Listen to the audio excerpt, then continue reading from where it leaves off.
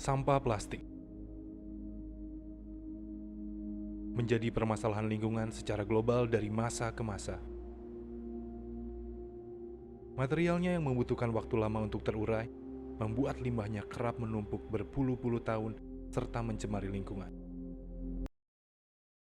Assalamualaikum warahmatullahi wabarakatuh. My dear friends and brothers and the honorable the judges, it was such a heartbreaking video. Indonesia's oceans, which should be the paradise for marine life, are now being converted into a paradise of plastic waste. Sadly, Indonesia ranks in the second highest as the most waste-producing country in the world. One of the most common waste that is often found in our environment is Styrofoam, practical packaging that is widely used by everyone. According to the data from Indonesia's National Geographic, Styrofoam sits on 5th position as the largest contributor of waste in Indonesia. Further, one Styrofoam takes about 50 to 80 years to degrade.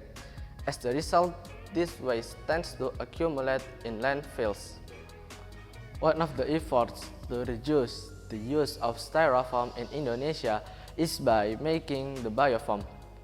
Biofoam has been researched by several experts, such as Irawan in 2018, who used banana stalks and starch to make Biofoam, and Siti in 2019, who used water hyacinth and starch to make the Biofoam. However, the Biofoam made still has a rough texture and the color of Biofoam is dark brown.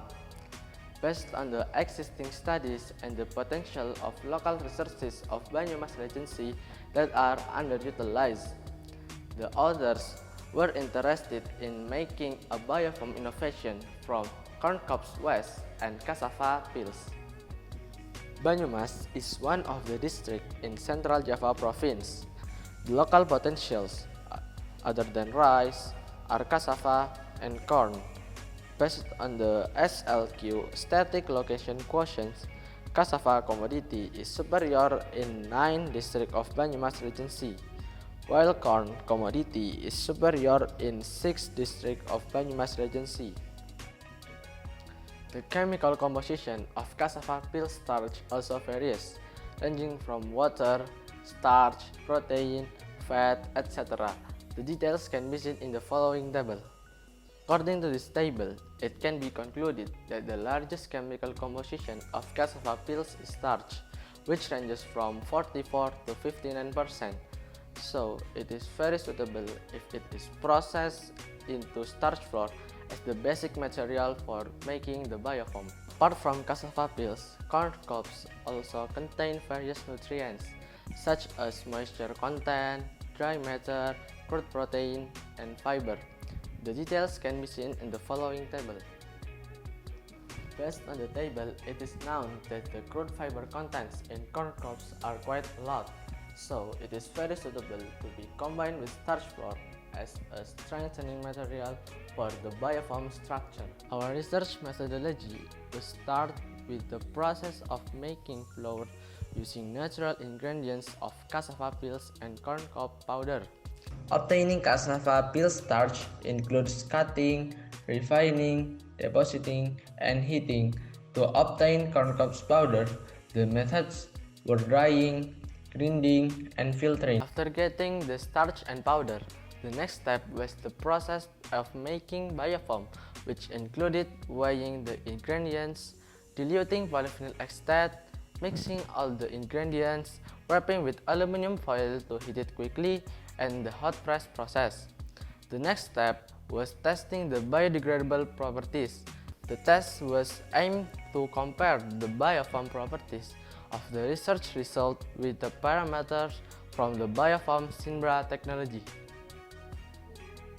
Due to time constraints, we only managed to make 3 prototypes of Biofoam with the mass ratio of 2 gram to 6 gram for Biofoam 1, 4 gram and 12 gram for Biofoam 2, and 6 gram to 18 gram for Biofoam 3.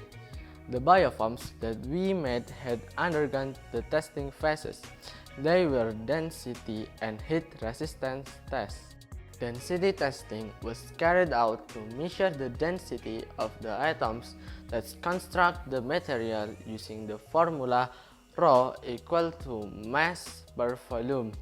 The following data was obtained. Based on this result, Biofoam 3 has the closest density value to the Sinbra technology standard because the density parameter of Sinbra technology is 0.66 multiplied by 10 squared 3 kg per cubic meter.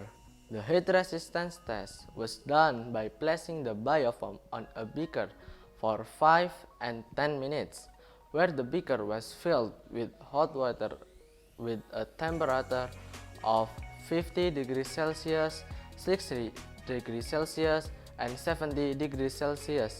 Following data was obtained.